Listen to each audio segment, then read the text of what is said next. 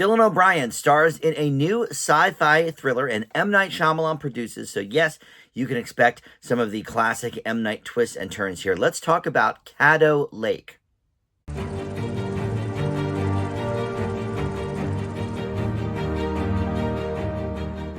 Hey guys, Dan here. This is Dan Reviews It. Welcome to my review for Caddo Lake. This is streaming now on Max. It is a Max original film, and it stars Dylan O'Brien and a few other people you may recognize, and Lauren Ambrose, who is one of the stars of M. Night Shyamalan's Servant on Apple TV Plus as well. So some symmetry there. He does like sometimes using some of the same actors and actresses. He didn't direct this, he didn't write it, but he did produce it. So there are some M. Night touches here, for better or worse. But before we launch into all of that, let me welcome you back to the channel. If you have not subscribed yet, please consider doing so down below there and click that notification bell. If you are one of my subscribers, thank you so much for returning to the channel. And if you could just like this video, comment below, all that stuff, of course, helps the channel out. All right, Caddo Lake. This is a twisty, turny kind of a movie that you really need to pay attention to.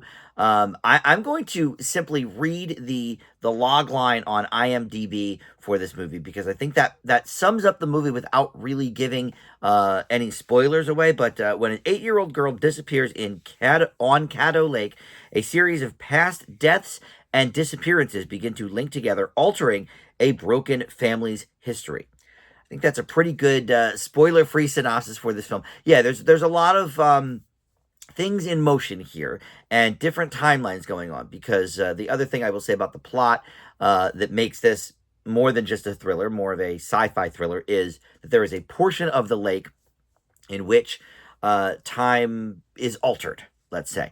And so you can go back to different times, although you don't know it, and you can't, it's not like you can process, okay, let's go here or here. No, it sends you.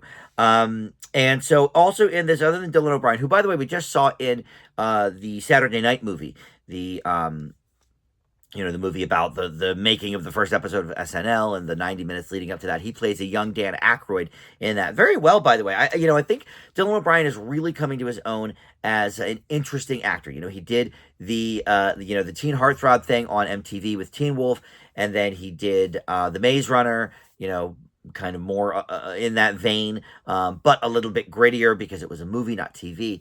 And then, lately he's sort of been branching out into some of these more interesting roles. I'm not sure that this is a giant leap for him like Dan Aykroyd was, but I like the way his career's kind of going here. You also have Eliza Scanlon as Ellie, and she is the older sister of the girl who disappears. She was in HBO's Sharp Objects, if you saw that. And Lauren Ambrose plays her mother. And like I mentioned, Lauren Ambrose, part of the Shyamalan universe, as she is a heavy player in the Apple TV Plus series Servant, which I liked, but I don't think M. Night wrote or directed that. Maybe the first couple of episodes, and I think he created it, but he mainly produced it. And I think he is better utilized as a producer probably than he is a writer and director. His movie earlier this year, Trap, is one of my least favorites of the year. It's so stupid and so ridiculous.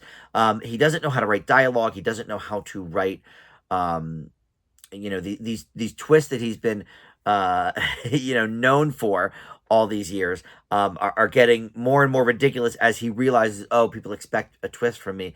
I guess I got to think of, something, and they get more and more silly as the movies go on. So we don't have as much of that here because he's just producing, but I do think that there is some value for him as a producer, because I think he can certainly figure out or get behind a project that is interesting. All of his movies, even the terrible ones like Old, like Trap, have interesting concepts. They're just executed horribly. But then you have things that he's produced like Wayward Pines on Fox or Servant on Apple TV Plus that I think have really interesting concepts that he kind of lets somebody else take the ball and roll with it, as he just is more behind the scenes. I think that's the way that his career should be going, because this is another example of something like that, where it's definitely, better than a lot of what we've been getting from his movies lately that he's been writing and directing. So producing maybe is the way to go here, because this movie is, while not great, it's certainly a think, not a think piece necessarily, but a movie that you need to pay attention to. You need to really, you know, watch for, okay, like, there's a clue for this, and oh, okay, he's looking for this. So the Dylan O'Brien character has his own history.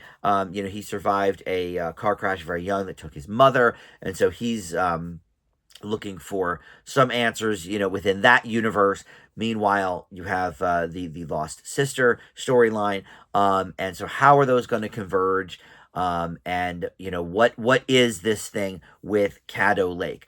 And you really have to kind of pay attention. Now, I do think that the plot kind of falls apart under the weight of itself, unfortunately.